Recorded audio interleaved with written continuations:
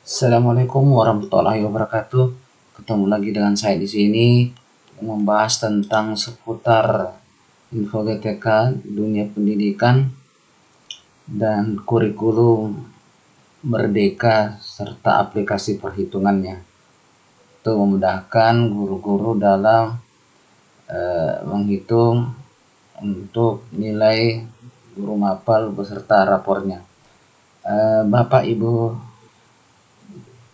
rekan guru, di sini ada surat yang masuk dari admin Dapodik terkait dengan perekaman proyek penguatan profil pelajar Pancasila atau biasa disingkat dengan P5 di Dapodik. Berarti ini terkait dengan penginputan P5 di dalam Dapodik. Kalau di sini dalam suratnya menindaklanjuti beberapa laporan pengisian di aplikasi Dapodik versi 2023C terkait jumlah jam mengajar yang tertera pada pengisian tema P5. Berarti yang disinggung di sini adalah pengisian tentang proyek P5 di dalam aplikasi Dapodik versi 2023C. Nah, di sini di poin 1 sesuai Kemenristek nomor 262/M/2022, beban kerja tugas tambahan sebagai koordinator itu sebanyak 2 jam. 2 jam per rombel atau rombongan belajar setiap tahun. Pemenuhan jam tatap muka paling sedikit 24 tatap muka per minggu dan paling banyak mengampu 3 rombongan belajar. Berarti koordinator ini dia diakui 2 jam per rombelnya dan maksimal hanya diinput yaitu 3 rombongan belajar saja, tidak boleh lebih. Kalau lebih dia tidak dihitung.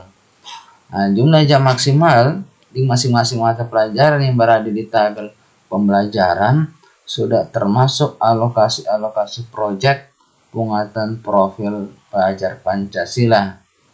Mata pelajaran proyek penguatan profil pelajar Pancasila yang terdapat di tabel pembelajaran hanya digunakan untuk mengakomodir tugas tambahan koordinator P5. Berarti pada penginputan beban ajar proyek penguatan profil Pancasila itu diperuntukkan hanya untuk mengakomodir tugas tambahan sebagai koordinator P5. Berarti untuk jam di dalam tabel itu yang 1 jam itu tidak dihitung. Untuk lebih jelasnya, di sini ada panduan implementasi kurikulum Merdeka di Dapodik versi 2023C. Nah, di sini sudah untuk pengisian SD-nya sudah bahwa perhitungan jumlah jam maksimal di Dapodik itu per tahun itu 36 minggu. Diasumsikan bahwa 1 tahun itu 36 minggu dan 1 JP sama dengan 35 menit. Ini ya, ini sudah jelas semua di sini. Berarti untuk proyek profil pelajar Pancasila itu hanya untuk mengakomodir koordinator atau tugas tambahan koordinator P5. Nah, ini ya, untuk SMK-nya sudah dijelaskan di sini. Seperti saya ambil contoh, misalkan bahwa di dalam tema atau subtema itu ada lagi yang namanya 1 jam untuk tiap temanya. Nah, itu tidak dihitung itu. Yang dihitung hanya adalah koordinatornya. Itu yang diakui atau dihitung. Contoh di sini. Nah, di sini dijelaskan penginputannya bahwa yang pertama Untuk merekam koordinator P5, pilih salah satu rombongan belajar dengan status kurikulum merdeka. Misalkan kalau dipilih di sini kelas 7A, maka untuk profil Pancasilanya atau P5-nya itu untuk koordinatornya itu 2 jam dalam satu rombel, dan dia diinput hanya maksimal 3 rombel. Di sini ada dia perjelas mata pelajaran proyek penguatan profil pelajar Pancasila di pembelajaran Dapodik digunakan hanya untuk mengakomodir tugas tambahan koordinator P5-nya saja. Jadi itu ya Bapak Ibu, seperti ini. Di sini kan ada jam, ada fasilitator di sini.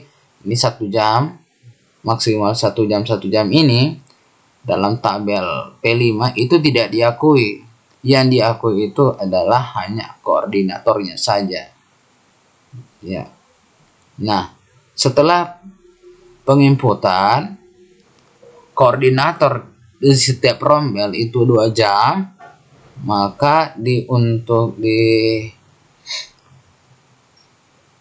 jam tambahan untuk data individu guru yang ditetapkan sebagai koordinator P5 itu harus diinput SK koordinator P5-nya.